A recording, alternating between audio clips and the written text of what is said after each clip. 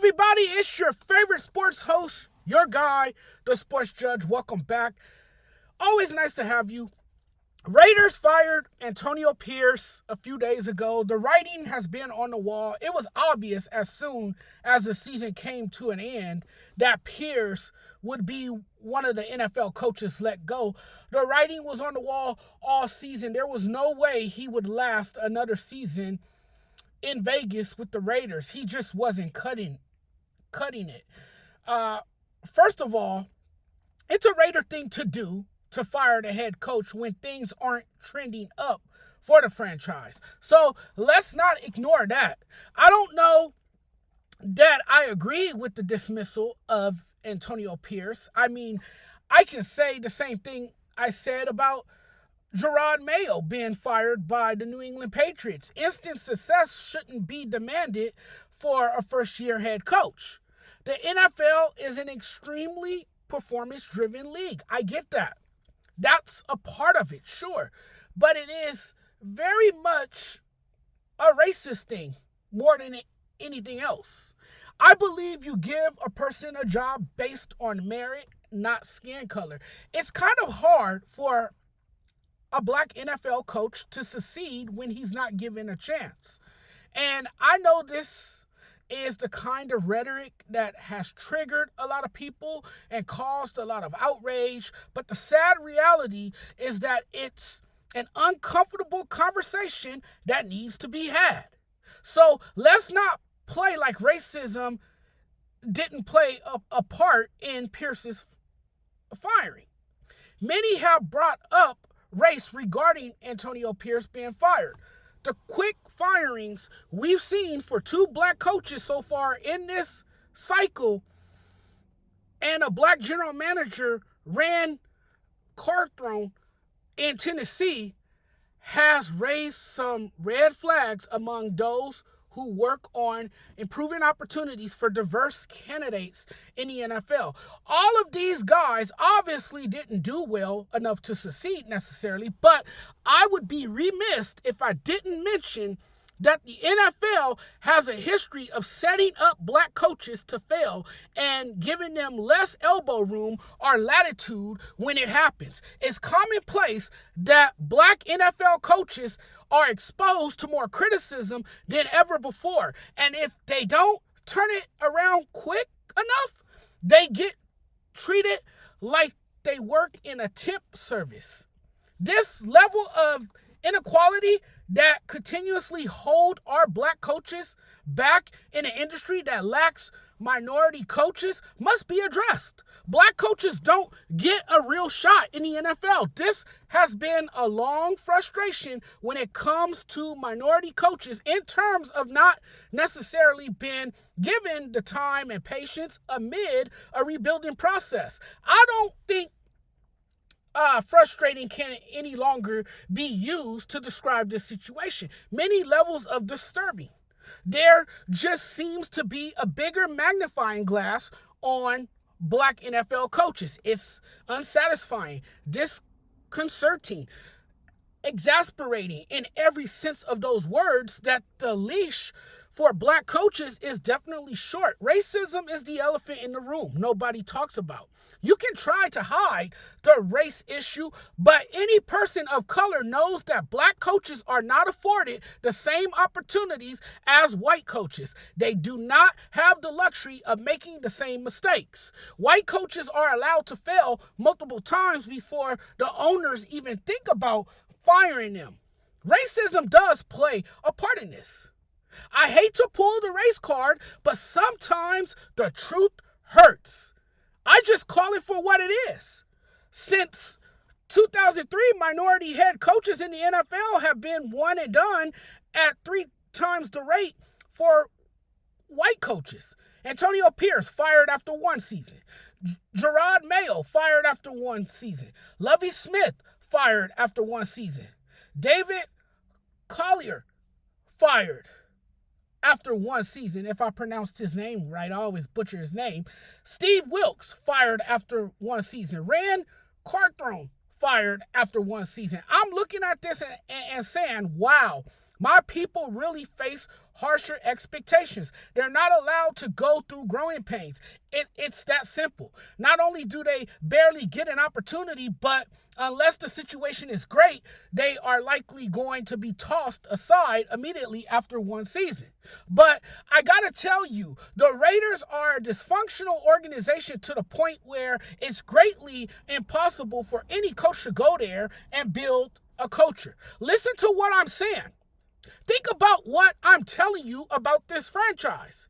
I feel sorry for anybody who takes that job. Being the Raiders head coach isn't where you go for a long-term gig. It's only a temporary job where you can be let go at any time. That's how Mark Davis does business. And 2 days after firing Mark Pierce, the Raiders have parted ways with their general manager. It's a surprising turn of events as they initially planned to keep him after firing Pierce. He was praised for a highly regarded 2024 draft class, including Brock Bowers and Jackson Powers Johnson, but it obviously wasn't enough to save his job as the Las Vegas Raiders decided to clean house, as I had suggested in prior weeks. I had endorsed Antonio Pierce for the Raiders coaching job and liked the hire when they made him the head coach. And, I thought carefully about this after he got fired. I did say the Raiders needed to clean house and that he had to go. But if we're being real, he's just another quick head coach hook. Not much patience, and Pierce is the latest black coach victimized by the clean up man role. Another black coach fired after 1 year in a clear rebuild. No competent quarterback, no time to develop his offense. And what excuse will we find for why he was fired? They're saying things like his old school offense mentality is what did him in, the third down conversion rate in which the Raiders ranked 27th, Vegas ranked bottom -5 in red zone offense and defense. They're reaching for what his team didn't do well to justify the firing. And for sure, performance and inconsistency did have a part in this, but I do think race impacts black coaches being fired after just one season. I'm not one for race baiting, but racism is still alive and well in the industry. There's favoritism in every workplace. And yes, there is a list of white coaches who have been fired after one season. I can name them. Urban Meyer, fired after one season. Tim Tomsula, fired after one season. Frank Reich, fired after one season. Nathaniel Hackett, fired after one season. Freddie Kitchens, fired after one season. Chip Kelly, fired after one season. I'm not saying Antonio Pierce was a great coach, but at least give these guys more than a year to show what they can do before just kicking them to the curb. There have been 24 black coaches in NFL history, and fully 1/4 of them were fired after one season. Facts, no lies. Show me 25% of white coaches fired after one season. I'll wait. You have to understand why minorities feel the way they do every time a black coach is hired and then fired immediately after one season. This conversation is brought up and most often rooted in more enduring, intense debates that we never get to hash out because it's always a topic of discussion that turns political as you have people insulting others, personally attacking them for feeling a certain way when they feel that way because of how black coaches have been treated in the past. Does that mean Antonio Pierce got fired after one season because he's a black coach? No, but with that, I say this, and I don't care what anybody thinks of me. Black coaches are really treated like glorified babysitters. hired to fix cultural issues and used as bridges until organizations find a new coach. And we also know that the NFL has long suffered from racial inequality. Black coaches have to work twice as hard to get an opportunity and aren't given a chance to succeed. And understand this as well. Black coaches are held to higher standards than whites. They work twice as hard for half of a chance.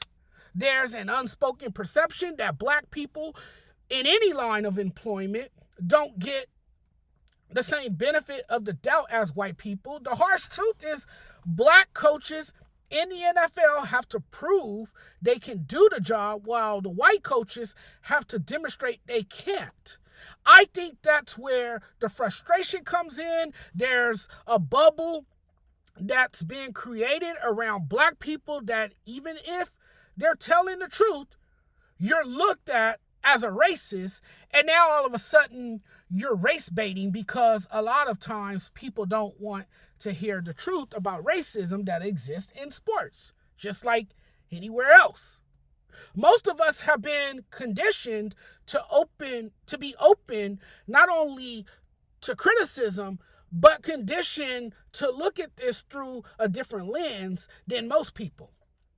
Most have been taught to think a certain way because nearly 2 decades after the NFL implemented the Rooney Rule, black coaches continue to be largely shut out of jobs.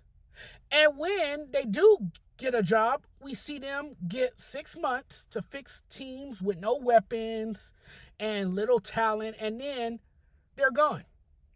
Even though we've seen improvement and made progress, they get tied to dysfunctional owners and organizations and put in a position where they fail. As a black man, that's frustrating because you expect them to come in, make magic, win right away, and if they don't have instant success, then they're fired.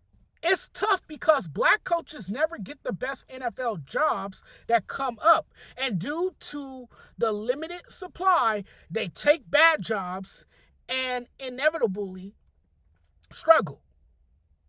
The race card is pulled because black coaches have shorter leashes and fewer opportunities to establish themselves, inherit a rebuilding team, and still don't get a chance to show themselves. That's the sad reality, folks.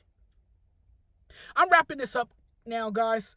Thanks for hearing me out. Thanks for listening. Thanks for taking the time out of your day to tune in, as always. I really appreciate it. Without you guys, none of this is possible. And I would like to hear from you guys. Leave your comments in the comment section. Give me your thoughts and feedback on this. I want to hear from you. What do you guys think about this? What do you guys think about a lot of these black coaches only getting 1 year and then they're fired after that? They're one and done. So I want to hear your thoughts on this. I want to get your take on this. So please do me a favor and leave your comments and chime in and tell me what you think. But guys, I'm out of here now. And if you guys haven't already, hit the subscribe button. Please be sure to do so. But we'll talk again very soon. I got some things to do. I got places to go, things to do, and people to see. But we'll talk again very soon. Take care, everyone.